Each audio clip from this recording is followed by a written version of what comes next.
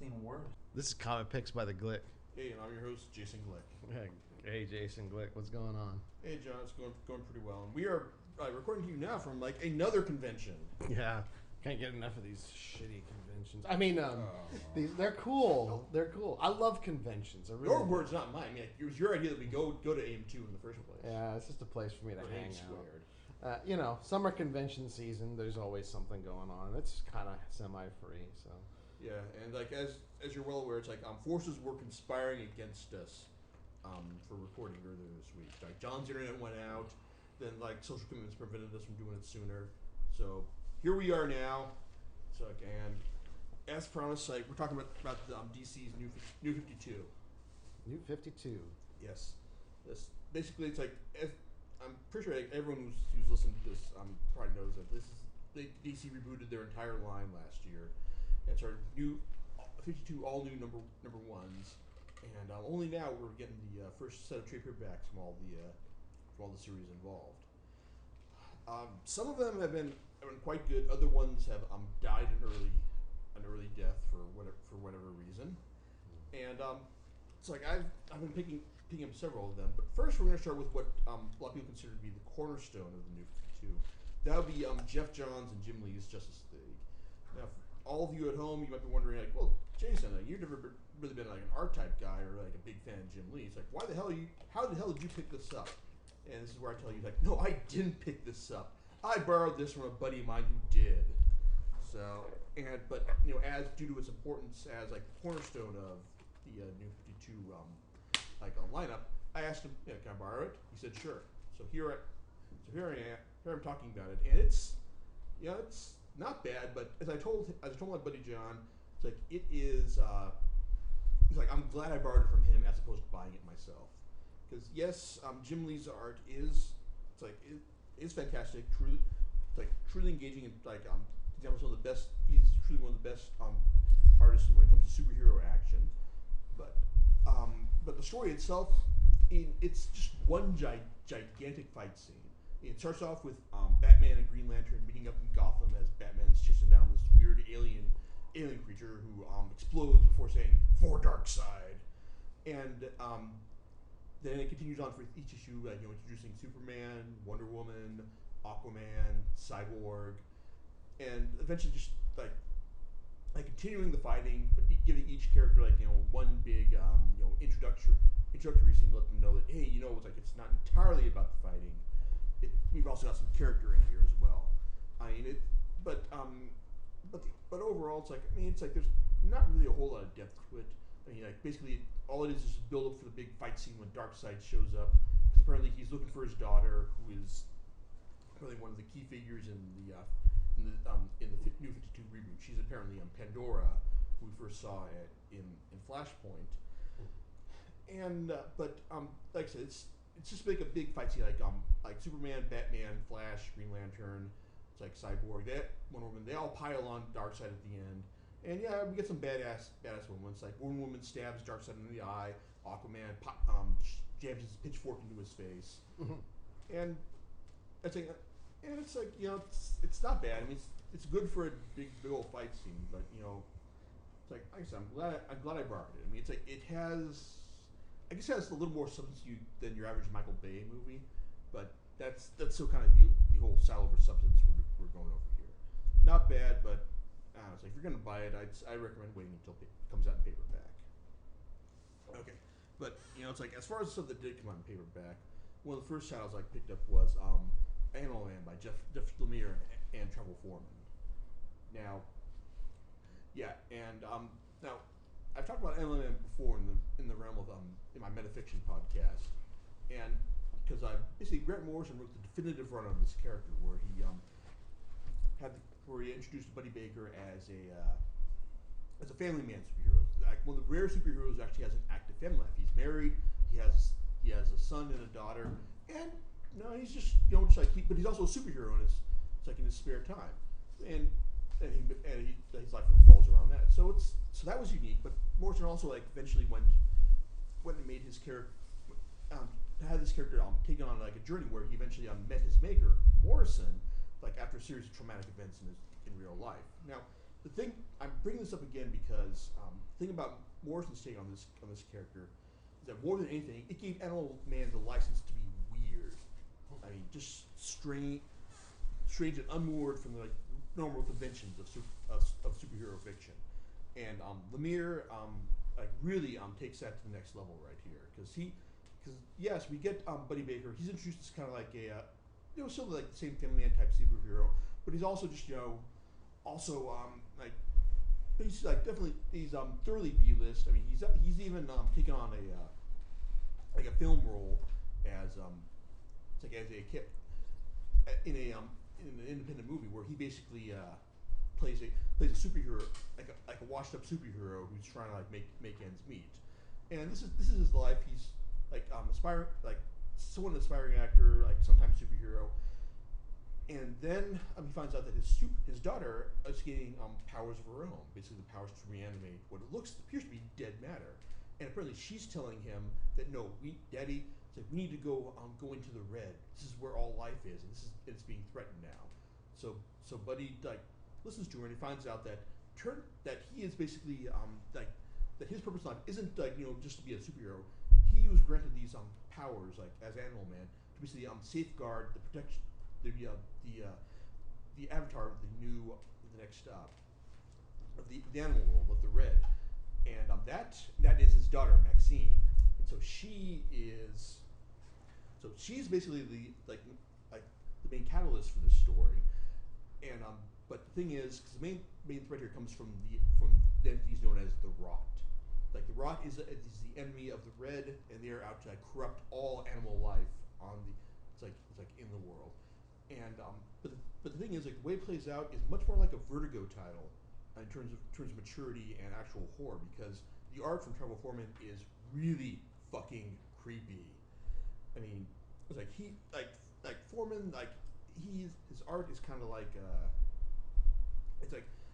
it's kind of like sometimes it's sketchy, not really well detailed. But then when he really puts his mind to it, he turns out some really twisted stuff in terms of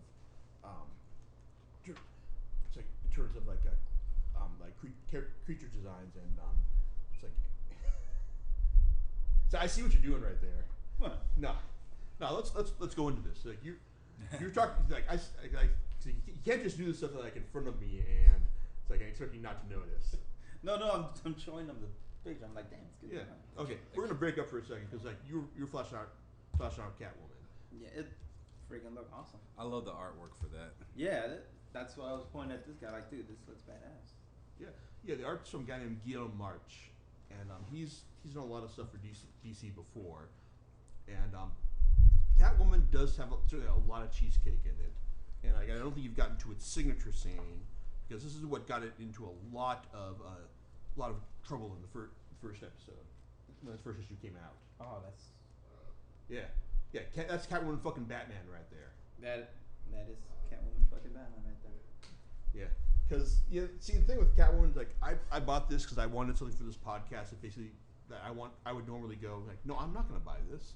When I hear this the big talking point for Catwoman #1 is Catwoman fucking Batman, I'm gonna pass on that because I prefer to just cut out the middleman and buy actual porn instead. Yeah, but with Catwoman, it's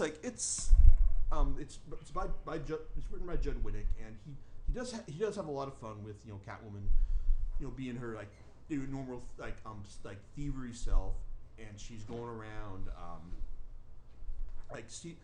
stealing stuff, stealing from the Russian mob, and making trouble for everyone in Gotham, but the real problem with Winick's run is that with his issues right here, he basically escalates the tension to where there's nowhere else to go. I mean, it could have been a nice a thief story, kind of like they say Ocean's 11, but instead he basically has Catwoman's fence killed in the third issue, showing her your actions, they have real consequences, and you're fucking around as a thief in Gotham is basically dragging everyone down, and this continues to go on for the rest of the issue as she basically steals some drug money from from Gotham PD, winds up tangling with one of their superhero enforcers. It's like, and winds up ripping off her ear off in the process. I mean, it's like, when it does have I like his take on Catwoman as someone who's just like, having too much fun with this stuff in order to in order to appreciate the consequences. But unfortunately, like his take on this, just showing like, oh yeah, your actions have consequences. I mean, like, it's like, where do you go from here? I mean, like, yes, he's showing like Catwoman, like her actions get her friends, people she cares about, killed, and she keeps doing it. So it's kind of hard to sympathize her at the end of the volume when she hooks up with another friend of hers who was also a fence, and you're thinking like, well, what do you do now? I mean, like, yes, you're probably going to get her killed too, unless you're just setting up a new status quo here. So it doesn't really give. Does this series give like reasons why Selena Kyle is addicted to the way she is to the thrill of thievery, or it doesn't so much give us exact reasons as shows you like this is how she is. Right. It's like she is someone who is always who thrives on being in over her head. Right. But the problem is like with I mean, like, and yeah, it's like that's a fine setup as it is. But the thing is, like, when you're showing the consequences of her actions, showing that, oh yes, you tend to get people your actions get people killed. It does make things kind of hard to sympathize with her. Right. Yeah, and then there's a whole Batman, her fucking Batman as well. So right. So Batman just kind of like, it's like, even Batman, like, Batman can like win any fight. He still has weakness for the pussy as well. Of course, dude. Pun intended. He's human. Yeah, backing up for a bit. With regards to Animal Man, it really does feel like a Vertigo book, like set in the DC universe, and it is creepy and weirded out to the point where that does make it worthy of that thing, and it definitely shows you like Morrison's influence. It's like on the character as well, because if he hadn't done his whole like Buddy Baker meets Grant Morrison story, this wouldn't be possible like in the first place. But still, but it's also worth, and I'm certainly looking forward to reading more of it, especially once Scott Snyder's Swamp Thing comes out, because Swamp Thing gets name checked a lot in this volume, and I'm looking forward to seeing like how all this ties in. Because the word of mouth is like Animal Man and Swamp Thing, they're telling the same story from just two different sides of the fence. Right. Yeah, so it's good stuff right there. Yeah, and also, so next up is Stormwatch. Now, if you people with long memories will remember that Stormwatch was a series that Warren Ellis started out with with Wildstorm, Jim Lee's imprint with DC, and this is essentially the series that made his name with them and led to the Authority, like his genre breaking take on what superheroes can do in the early aughts. Oh yeah, now the Authority, eventually it's like after being handed over to authors who just couldn't quite measure up to Ellis's level. Eventually became an also ran, but DC realized that there's still a lot of name value in revisiting these concepts. So they're giving us a new Stormwatch with Jack Hawksmoor. It's like Angie Spica, the engineer. Like Jenny Quantum, Martian Manhunter. It's like let's see, one guy, Harry, the Eminence of Blade, Harry Tanner, the Eminence of Blades. It's like as Stormwatch, and Stormwatch in this incarnation is basically like the secret society of superheroes who are just basically protecting the world from like people who are not just protecting the world from people who are like from all the threats they don't know about. Because like this volume, like the moon starts attacking the Earth. So like it's their job is to come up with a cover story to stop this. But at the same time, they're also trying to figure out, trying to recruit Apollo, the superhero analog, Superman analog from Warren Ellis's run as a new member, basically as their heavy hitter. This is interrupted when the Midnighter, Ellis's Batman analog, also shows up and wants to recruit Apollo, just basically killing all the bad guys on Earth. Now, the reason I picked this series up is because it was written Paul Cornell, who's done some great work in the past with Captain Britain and MI13, and Superman: The Black Ring, his story of Lex Luthor, trying like on his quest for absolute power. One of the best things I read last year. Now, anyone expecting Ellis's stuff on Stormwatch, you're not going to get this here, so anyone expecting that, you're like, just get that out of your head right now. Stormwatch is pure Cornell. It's very, very, very English in the sense that like there's like there are people who face like crazy things, like being faced down by like the giant eye in the moon, or it's like rock monsters on the surface. And they're saying, no, okay, no, we can talk about this. It's like, just have a cup of tea and all. So it's this very British sense of like of calmness in the face of absolute like life-threatening danger. And even though it doesn't quite work at first, like it doesn't. Eventually, as it goes on, like Cornell's style more fully asserts itself in the material, and it becomes more fun as a result. He does set up an interesting status quo at the end when with Harry Tanner's actions and when he kidnaps the projectionist. But the problem is that it's, even though I started to get into the story at the end. Cornell is no longer writing this series as of issue 6. So like this first volume, that's all he did. So I'm wondering, like, do I want to continue picking up the series now that Cornell is no longer it, and that like Paul Jenkins did a fill-in issue afterwards, and Peter Milligan has taken over afterwards? Sure, yeah, we've got stories of the Midnighter hitting pussy in issue 10. That's he's punching a cat, not so. So like, it's like, do I want to pick this up? That's the whole question here. I mean, this first volume, if you like Cornell's style in his other works, then this is certainly worth reading. Like, otherwise, if you're not a big fan of his, I mean, if you're going in expecting Ellis style superheroics, you're gonna be disappointed. But this is basically more for Cornell fans than anything else. Oh, and for those of you wondering about how he handles Paulo and the Midnighters' relationship, well.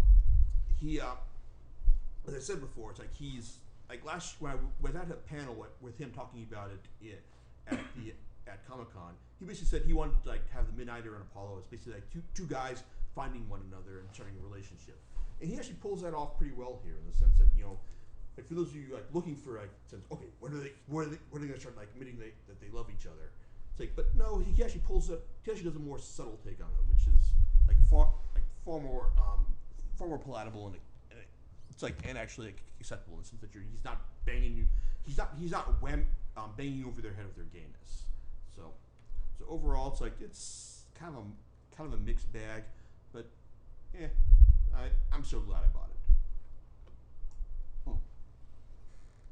it. Speaking of, all right, moving on to like stuff I actually shell out for the hardcovers for. Okay, we've got Wonder Woman by Brian Azzarello, Cliff Chiang, and Tony Akins. Now, now Azzarello is certainly a talented writer, because after his work on Wonder Bullets, I'll buy almost anything that he will put out. But he's also an artist, a writer who will certainly try to do something different for the sake of doing something different, in the sense that it's like his take on Superman, which was kind of weird, not entirely satisfying. His Dr. 13 story, which is the very definition of too clever for its own good, and also his work on and that's because of that, his work on Before Watchmen with the comedian and Rorschach.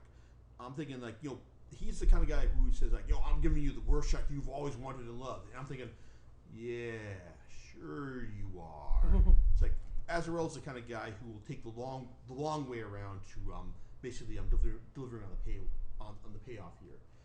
But he's actually stumbled upon a very novel interpretation of Wonder Woman right here. It's I don't have any Wonder Woman comics in my library, period, because her character. I mean, there's never really been a lot of like great Wonder Woman stories that I need to own.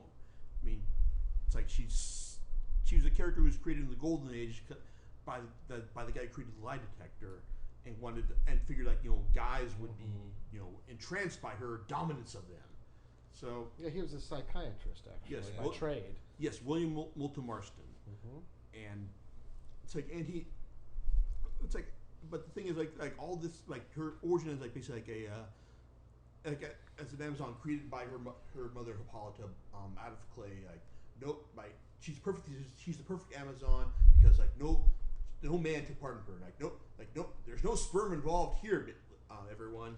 So like I mean, so you've got that, and she was sent over into. She's a warrior who was sent into man's world to learn his ways and try to achieve some sort of peace between them. So and is this a complete reboot of Wonder Woman? In the sense that it's like a lot of this stuff is meant to be like a reboot. Like I mean, to be honest, I'm treating a lot. Well, DC has said like a lot of stuff is meant to be like a ground zero reboot from the beginning. Right. I'm personally not treating this as kind of like like okay, yeah, it's a new number one. Shit happened, and then we're here. So unless like I mean, if there's stuff that like I can't reconcile with other stories, then I'll deal with that in my way. Because like there's always a way to reconcile like any story. I mean like that's why Marvel invented the no prize. But hey, we're talking about Marvel here. We're talking about DC. So, but what Azzarello has done, which is a very novel idea, and he has basically taken Wonder Woman and thrust her full on into the world of Greek mythology, because the story basically has her protecting this girl who's basically been a trailer trash from the United States. It's like, and because basically she is the latest person who's been knocked up by Zeus, and anyone who's familiar with Greek mythology knows that hey, if you're knocked up by Zeus, Hera, his wife, is going to be really fucking pissed off by this. So Wonder Woman realizes that it's like, hey, it's like this woman doesn't deserve what's happened, like her fate. So I'm gonna take it upon myself to protect her. So she's watching her back. Hermes, the god of speed, is also watching her back as well. This also leads her to some unpleasant revelations from her mother, who basically tells her that oh no, you weren't actually made out of clay.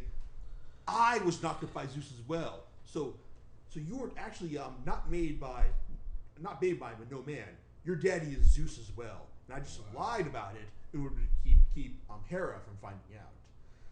So it's like yes, it's full on soap opera drama here, but it's like soap opera drama in the best tradition of Greek mythology, and I love it. And you've also driving the plot is that Zeus is somehow out of the picture here. He's gone. It's like he may be reborn through this piece of trailer trash he knocked up. But in the meantime, his son Apollo is also like on board, trying to secure things for his own best interests as well. You've also got like him working this whole situation from a lateral angle. But overall, it's like Azzarello is kind of just like probably having a good laugh at all the superhero fans here, because this isn't a superhero story. It's basically a bit of Greek mythology that involves like one woman who also happens to be a superhero in her day job. And I really like his take on this here. It's like the motivations are clear. It's like it's easy to identify why everyone has a stake in this. It's like so it's really entertaining from that point. I'm looking forward to reading more. The art from Cliff Chang is also really clear and cartoonish in the best expressive way possible, and the villains from Tony Akins are also really good as well. It's like so Wonder Woman, like definitely a pleasant surprise.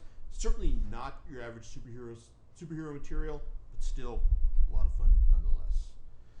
Okay, now we're coming to two of the series that kind of explicitly didn't take the reboot directive seriously. Because we've got the latest drawing of Green Lantern from Jeff Johns and Doug Mahnke. Now, it's like while all that stuff was meant to start everyone with a fresh slate, everyone who's been listening to me talk about Green Lantern before, that's not the case here. Johns was in the middle of this big ass Green Lantern epic, and now this latest volume, Sinestro, is the latest installment. Because as we left it off with the War of the Green Lanterns, Sinestro had basically rejoined the Green Lanterns, and Hal Jordan, no, Guardians kicked him out. He's no longer Green Lantern. He's just some guy on Earth with bills to pay and a regular life to live. So it's like as Hal Jordan's trying to figure out now, how do I survive without like the rush of being Green Lantern. Sinestro is also trying to figure out, how do I contend with these Guardians who I used to work with, and basically said like, no, you don't know how to run the fucking universe. And I went and started my own group, the Sinestro Corps, based on fear. Well, Sinestro has since found out that his corps has basically said fuck you to his original directives, and is now terrorizing his own homeworld. Wow. So, what does Sinestro figure he can do? Well, even though he doesn't like Hal Jordan, he knows that he can trust him. So what he does is he can manufacture his own Green Lantern ring and give it to Jordan. So now Jordan is Green Lantern again. Wow. But he's at Sinestro's beck and call. So they go off to Korrigar, freed from the Sinestro Corps, and all sorts of fun happens there. John's take on Sinestro is certainly interesting, and this is the guy, because he's the guy who believes that everything he's done, he's not bad. Sinestro doesn't see himself as a bad guy. He basically sees that everything I have done has been for the sake of bettering the universe. Showing like the Green Lantern Corps' fear, getting them to rewrite the rules, allowing them to kill at will. It's like this is all part of my plan, and now it's like and taking out the Sinestro Corps, the people that I created, well, they've kind of strayed from my rules. So like, hey, that's part of the plan too. So I really like his take on there. It's like, and he also like and his set up with Hal Jordan is also fun as well, showing him that I mean, I'm the best there is being a Green Lantern, but I can't be that anymore. And even when I can, I'm still having to answer to the one guy who I used to trust, but really can't. So, like, this first volume, still a great advancement in terms of Jeff Johns' overall story. And Johns also understands the fact of it, getting people involved like in the long-term thing, because he basically shows you the Guardians, the leaders of the Green Lantern Corps, are not to be fucking trusted. Because they went and mind wiped the Ganthet, the one member of the Guardians who basically thought that they were up to no fucking good, and now they're saying, okay, yeah, we created the Manhunters, the original protectors of the galaxy. They were flawed. They went and wiped out an entire fucking sector. We went and created the Green Lantern Corps, but now, okay, they've got flaws as well, because they're all like the alien races from the other place, all over the universe, but they've got their own like alien flaws as well. Now we need to create another army that is going to go and have no flaws and just bring perfect order to the galaxy. I don't know about you, but that sounds like a recipe for fucking destruction right there. So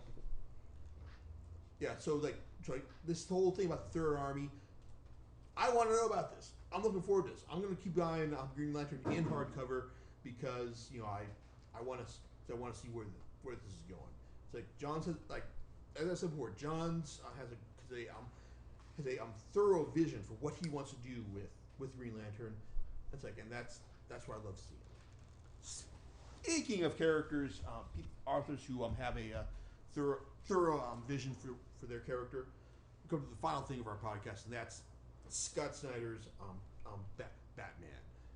Now, this will probably surprise no one that I brought this in hardcover, because I loved Snyder's take on the Dick Grayson Batman in Black Mirror, and so did DC, because they gave him Bruce Wayne proper to write in the reboot, and they didn't just give him Bruce Wayne proper to write. They also gave him a great artist in Greg Capullo. Yeah, because I know you love him, Myron. Yeah, he's one of my favorite artists, dude. Yeah, so I mean, tell us about his past. What what he's done before. I grew up with Greg Capullo with Spawn. Like back in the day, I used to be a big.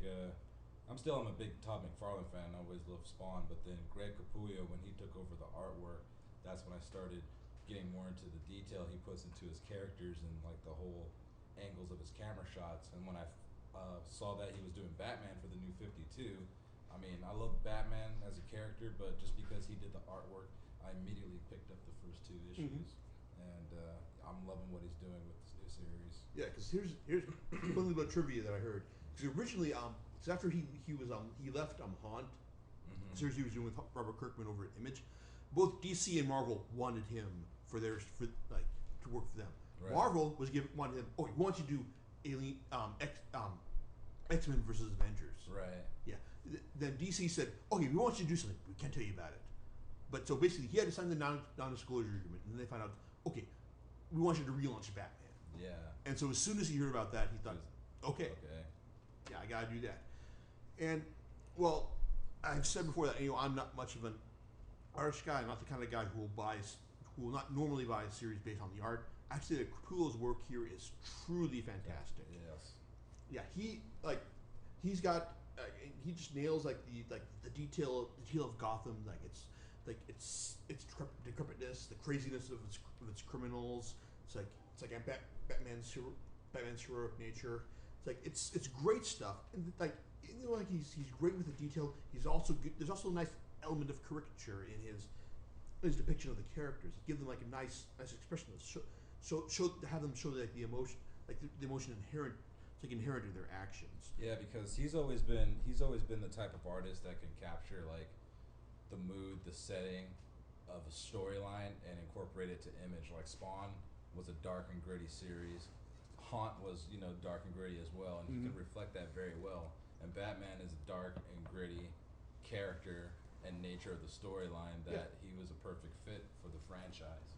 And I'm loving what he's doing. Yeah, he's an absolutely perfect fit for the material. And Snyder really also tests his pushes them to the limit as well, in the sense that there are moments panels there are sequences in the later issues where the page layouts start twisting. You don't start reading them normally, just left to right. You start having to twist the book, first upside down, then right side up.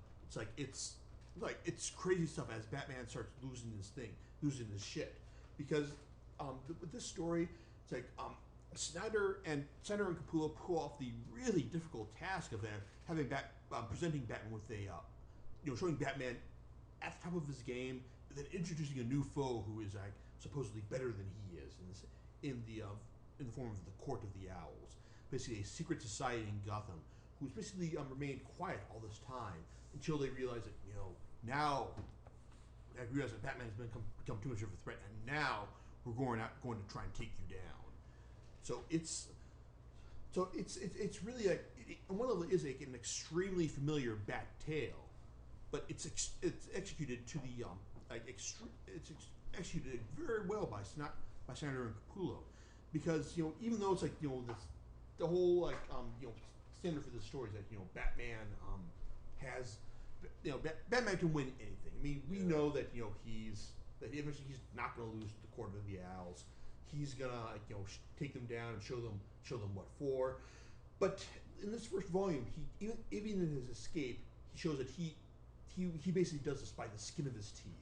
The traditional Batman. I've got you.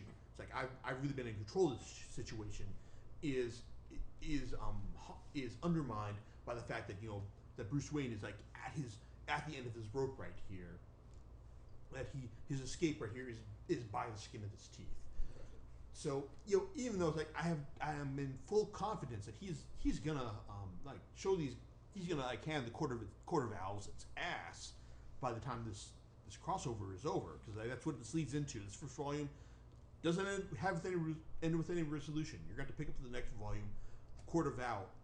Who are some of the villains featured in this? Well, these are all new villains, because this volume starts off with Batman putting down a riot in Arkham, right? With the help of the Joker, believe it or not. Of course. Yeah. And essentially, but Court of the Owls is basically someone who, they're basically the Court of the Owls before Batman looked into them was before this volume was basically a nursery rhyme in Gotham, basically just one of those one of those little creepy urban legends, like Bloody Mary and exactly things like that. But but with this, they're also we find out that young Bruce Wayne basically thought as a kid that, hey, these guys had to be the people who killed my parents. Right. So he basically like investigated them from the beginning as he was a kid, and basically he kind of like, almost wanted them killed as a result.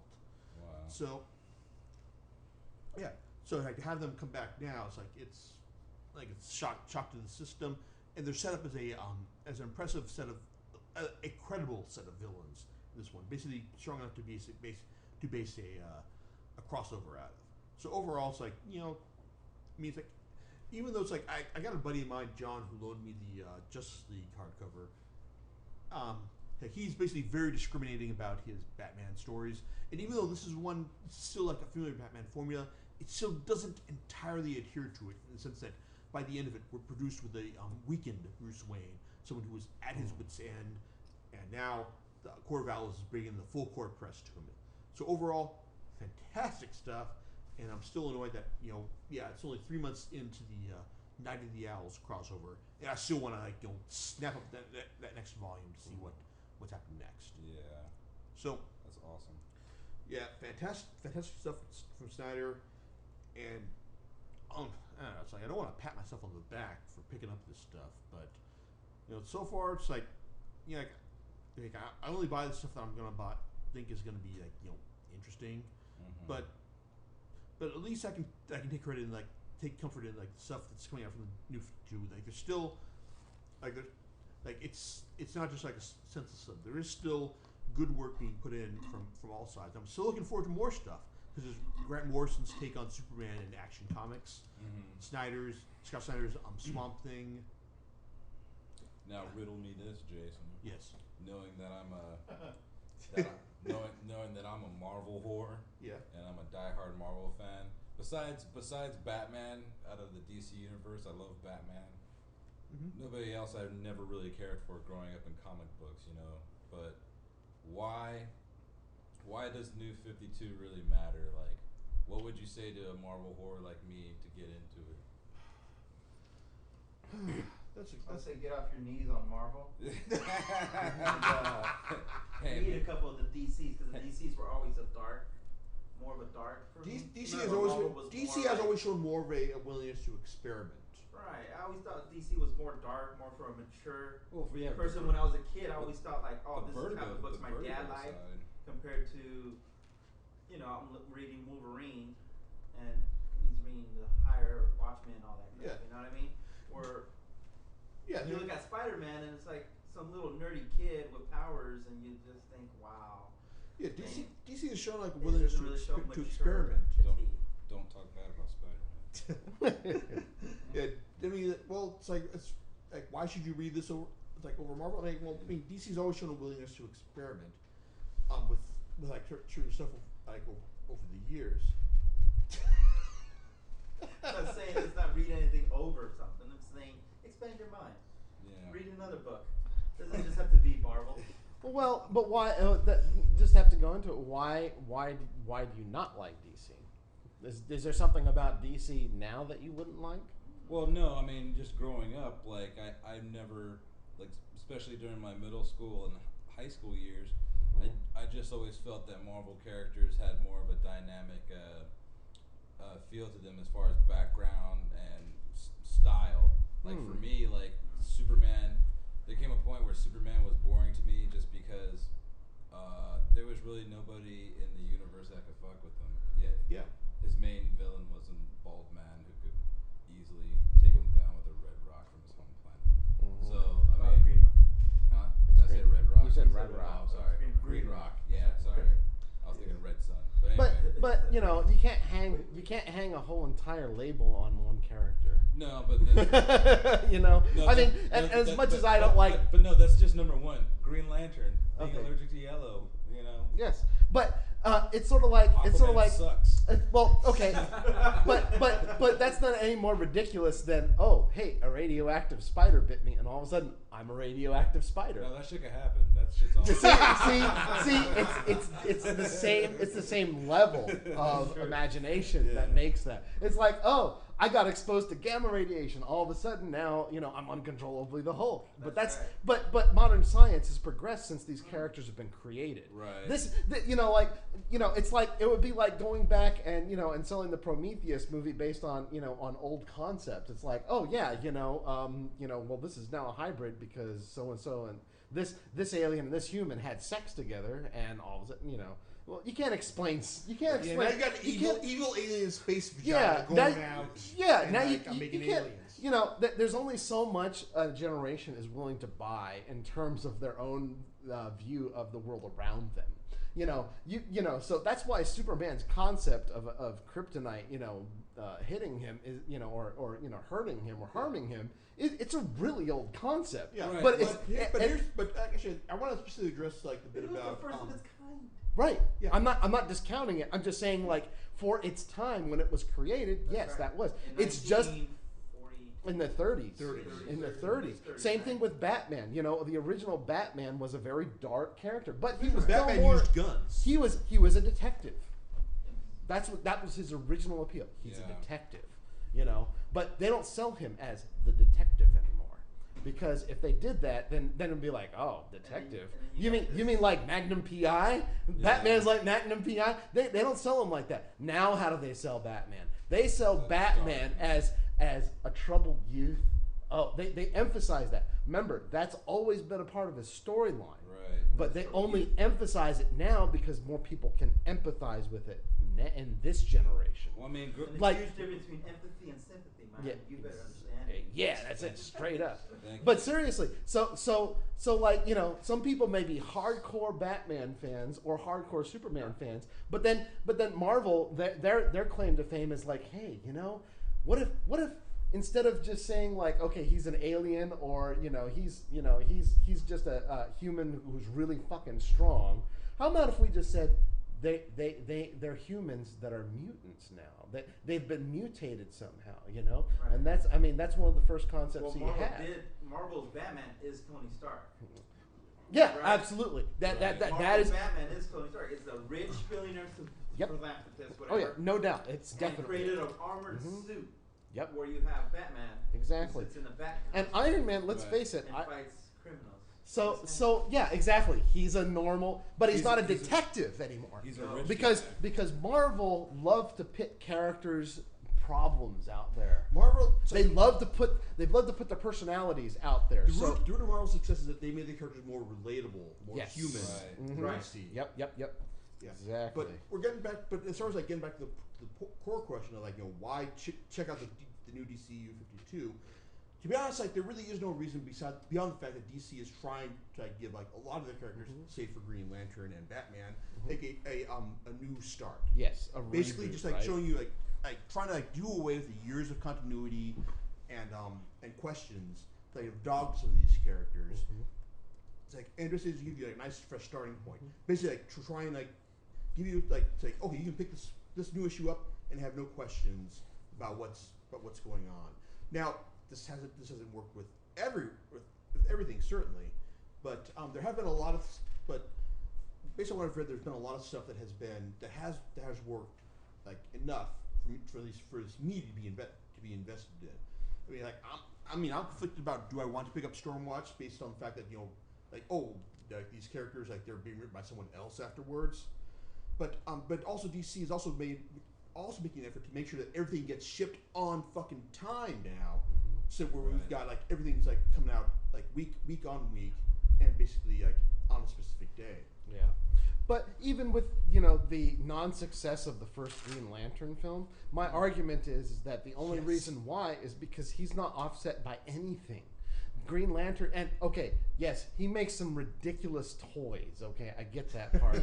and I thought it was ridiculous based on that. But there was no conflict for him to really, you didn't really get that sense of tension, But my argument to you is that counterpoint him, give him a good Sinestro film where he has a good antagonist. There's an antagonist protagonist relationship. Let me address that specifically because the thing is, that Jeff Johns went like years before the Green Lantern film came out. He went and did a Green Lantern Secret Origin series in the Green Lantern pages of the Green Lantern itself, basically to just okay, here's Green Lantern's origin. Here is how you do it for the fucking film.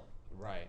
Now it's not perfect, but the thing is, he set up the whole Hal Jordan Sinestro dynamic, and it's like even though he also had to throw in some stuff for like how is this going to lead into the whole Blackest Night crossover at the time. It's like it still came off as a better origin than the movie it did itself. Because the thing is, the biggest problem with the movie, is that it made and this is the worst thing that I think just about any superhero film can leave you with, is in the sense that I thought I could come up with something better. Because the thing is, the movie, the Secret Origin series basically had Atrocitus, who would be a person who had an alien who had his homeworld mostly massacred by the Manhunters, the Guardians' first effort at galactic control, trying to basically enslaved by captured by Abin Sur, the Green Lantern who would crash land on Earth to give his ring to Hal Jordan, and then basically unleashed on Earth itself. Now, in order to make this work, you bring in Atrocitus' other conspirators. It's like the five atrocities, like those guys. It's like they try and blow up Earth. This place that was set up as being important to Abin Sur. It's like, but for relatively minor consequence to the universe itself. Then you bring in Sinestro, it's like who was also a friend of Abin Sur, and now has to deal with this upstart, this punk Hal Jordan. Mm-hmm. So basically, you have the young guy, the young brash upstart dealing with the experienced veteran. And don't forget, he's human. Yes, human. And basically, you've got these two guys don't want to work together, but have to in order to stop this galactic terrorist plot from blowing up Earth. Right. You've got Lethal Weapon meets Star Wars. That is a license to print money, as far as I'm concerned. Yeah. Tell me that not would have been brilliant. Yeah, absolutely. But again, you do have, there is a tension there. Yes. And that is perfect. I didn't really get that sense of tension from the first villain there. Oh, fuck no. I mean, it was just it was kind of like a limp. No offense, but it's kind of weak sauce limp dick shit, dude. It's just, it was just like, you're kind of in control. They could have done decent stuff with Hector Hammond in the movie, but it ultimately it's like the only thing it's going to be memorable for is Peter Sarsgaard and his performance. The only value for that film is to show his origin and to lead off into the second film. Show you how this should be done. And I am certainly gonna and I've certainly said that. I said that even after I left that movie the first time, is like the follow up to this with Sinestro would be awesome. Or at least it could be. If you fuck that up, I'm sorry. You might as well go back to the drawing board and just reboot it again. Because basically the end of the movie basically sets up Sinestro forming the Sinestro Corps. Right. And if they fuck that up, then there's really no hope for any kind of Green Lantern film franchise. But I think that these franchises are worth revisiting again. Just like hey, crazy Hollywood studios want to make movies based off of fucking Battleship and other board games and shit. But people aren't generally resistive to it. Now I think that. When there were the major labels were DC and Marvel, and they still are in a sense, but I mean, there's so many independent works that you can kind of dovetail into it, that it's worth going back. This is not the same generation that thought of, that laid down these origins, but it's the next generations, and I think that that looking at these characters again and how they're rewritten. It might actually be really good, Yeah, so, actually, I think it's worth looking into some of these just for that reason alone. Yeah, I also think you've also stumbled on something interesting in the sense that DC is also the major while the money in these series isn't in the publishing anymore. Mm-hmm. It's more just readying them for film exploitation. Mm-hmm. And to be honest, I wouldn't be surprised if there was some sort of kind of mandate from on high, basically saying, okay, think about the movie for this, think about the TV series for this. Exactly. Right. And to be honest, I actually can't. Can I see some of this stuff pull off as a TV series? Sure. So the Wonder Woman television show was actually fairly successful. People really like that stuff. And Adam West freaking Batman Yes. went on forever. Well, you know what? And as much as I despise that series, there's a lot of people who love it. So I mean, I'm not gonna say I don't want to watch that, but you know, I can't discount that. You know, it's pretty funny actually. It is hugely influential, even if it doesn't reflect like this, like the appeal of Batman. Even Grant Morrison has also gone on to work in some of those bits with in the Batman TV series and Batman movie with Adam West into his run. Yeah. So there's no denying that how influential it has been. So like is the new 52 just like one big multimedia stunt to try and reposition all the series on characters as like fodder for TV movies? Sure, why not? Yeah. I mean, it's like it's gonna happen. That is They're the just environment. trying to compete with their competitors. Absolutely. Which is That is the environment Can today. we have a Spider-Man movie or a Spider-Man comic book, The Amazing Spider-Man, Fantastic Spider-Man? What else was there? Ultimate Spider-Man. Ultimate Spider-Man. That's a completely different universe. Well, But it's all they're just trying to compete by coming out with this again, rehashing. Yeah. They're always gonna rehash and just create something. Absolutely, Make it they're their franchises. They belong to those companies. You know, they're some of their biggest names, but they do have to be competitive, and they have to kind of up the bar, and they'll try it any way they want. After all, kind of the Batman movie, and I know this is kind of like really sliding off of the entire theme of the podcast, but. You know, the Batman. This is the last Batman film done by Christopher Nolan and what's his name? Christian Bale. And you know, and that's gonna leave a pretty big gap in like Warner Brothers like catalog. Well, here's the thing. So basically, you realize that they're going to continue to do Batman movies, but anything they do after this, after Christopher Nolan's work, is going to be geared towards Batman being in the Justice League. Right. Yeah, exactly. Because like with the Avengers, I mean, like this is basically set the stage right. No, with the success of the Avengers, DC has to do the Justice League. Absolutely. Right. Yes, that is it's a given. Yep. So and as much as, you know, I mean, has anybody ever watched that cheesy 70s cartoon, you know, about the Justice League? I mean, Friends? yeah, the Super Friends. Yeah. No, seriously. I watched it on Hub. So I've seen that, and I used to watch that when I was a kid, and I can't Me too. believe how unbelievably cheesy stuff was back then. But I'm not going to judge an entire franchise now just based on that cartoon. You know what I mean? What kind of It's like throwing the baby out with the bathwater. If there was less material out there, I go, yeah, you know what, just fuck it. But you know what? Now there's a wide variety of artists and writers who are reinventing these characters, and I think it's worth looking into them. You know, because they don't have the same perspectives that their spiritual grandfathers did. You know, they live in the world that we live in. You know, And you know what, that question and comment I made, Jason, like why would a Marvel fan want to get into it? I mean, and you know, I've always been like a pro Marvel fan, but like it wasn't until recently I started getting more into the DC universe, because I mean I loved, you know, I always loved Batman growing up and bought, you know, Batman comic books and shit, but other than that never read anything else until you know, kind of like recently, like mid 2000s. But what's making me more of a DC fan now is I love what they're doing with their not only what they're doing with the comic books, but with their home release movies like Batman, the Red Hood, Yeah. the Batman, Superman movies. and see, like, and all of those are new collaborations. Right, You know, exactly. and here's the thing: before the '80s, Batman was probably just as explorable as Superman. right. Because before Frank Miller came along or any of these other guys, Batman was pretty much Adam West. I mean, and if that was all you had to base the Batman character on, you would go, really? I don't know if I'd watch this, you know? Because there really wasn't any good material until that stuff started being published, and then the Tim Burton film came out, which is like a very anti-Batman film if you think about it in some ways. but Batman keeps killing people. Yeah. just to throw it out there, yeah. But you know that kind of you know, but that really, the success of that film, I mean, that was about as as popular as the Superman films were. Right. I mean, and what did Marvel have in the '80s that were movies that were that successful? Nothing.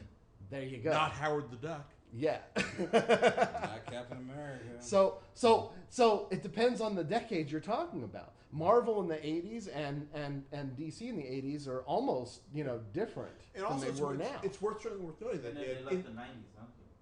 yeah. And Well, you saw more except independent. for Blade. Ooh. Yeah.